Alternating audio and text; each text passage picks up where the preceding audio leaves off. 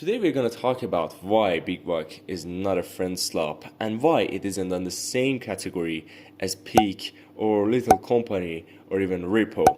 And to explain why, we need first to understand what friend slop actually means. So friend slop is basically a type of multiplayer game that is built around one main idea: get your friends together and have fun. These games are usually made by small teams with small budgets. They don't necessarily have huge worlds or complicated stories or hundreds of mechanics or a lot of content. Instead, they give you a very simple gameplay loop. Go somewhere, collect something, survive, extract, or escape, and hopefully something stupid happens along the way. Games like Little Company and Repo are great examples. The game don't need to be incredibly complicated because a lot of entertainment and fun comes from the players themselves. Your friend gets grabbed by a monster, somebody, accidentally destroyed the entire run, or someone falls off, someone dies, everyone starts screaming, and suddenly you got a hilarious gaming session. That's the whole point. And there's absolutely nothing wrong with it. We all love friendslop games and we enjoy them with our friends.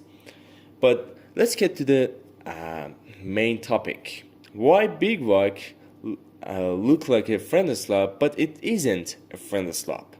Let's be honest, bigwalk definitely has the appearance of one. The characters are simple, the world is colorful and goofy, the game is centered around playing with friends, a lot of fun comes from messing around together. If you showed someone bigwalk without explaining anything about it, they could have said, yep, that's another friendslop game. And that's a lot of comments about bigwalk is that this game is just another friendslop, but it isn't, trust me. But I think we shouldn't judge the game only based on its appearance. The world itself is designed by handwork of the developers, and the game has been in development for 3 years, more than 3 years, I don't know. I just know that it's been in the development for more than 3 years, and there's a lot of detail and secrets and a lot of exploration and interaction with the things in this world. You're not simply going into a building, grabbing a loot and getting out. You're traveling through a large world where you constantly discovering things. There are different areas to explore, there are activities to do, there are puzzles, there are vehicles, there are secrets, and there is a lot of detail and little interaction that makes the world feel like an actual place rather than just a playground for chaos. That's an important difference. Friendslops relies heavily on the players. With a lot of friendslop games, if you take away a friend, a huge part of the experience disappears. I mean, who likes to play content warning alone? It's only fun when you play it with your best friend. It's not even gonna be a thing when you play it on a random session with random players. It's not gonna be fun. I think we all agree on this. The game is basically a framework for creating funny moments, and again, that's not a necessary bad thing. That's literally the point. But bigwalk feels like it wants to be more than that. Even when you're not trying to make your friends laugh, there's just still a world to explore and things to discover.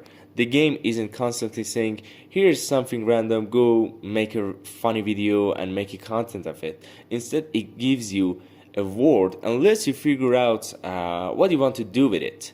And then there is the budget and development. This is another big difference. A lot of people would call friendslop comes from small indie teams, and that's because of that. You can sometimes feel the limitations. You might have simple environments, basic animations, limited content, a few mechanics that carry the entire game, and sometimes the game is little rough around the edge. Again, that's part of the charm. But bigwalk feels more ambitious. It's trying to create a large, detailed multiplayer world with its own identity. It isn't just relying on physics and voice chat to keep you entertained. There's some actual thought put into the world, the activities, the visual design, and how players move through it. But bigwalk is still goofy, and this is where things get confusing. I'm not saying bigwalk is some serious story-driven masterpiece. It's still ridiculous. You can run around with your friends doing stupid things. You can get distracted for absolutely no reason. You can spend 10 minutes doing something that has nothing to do with your original objective, and that's exactly why people might call it a friend slop. But I think there is a difference between a goofy and a game being called a friend slop. A game can be goofy, multiplayer, and incredibly fun with friends without without being a friend slop. So what makes it bigwalk different?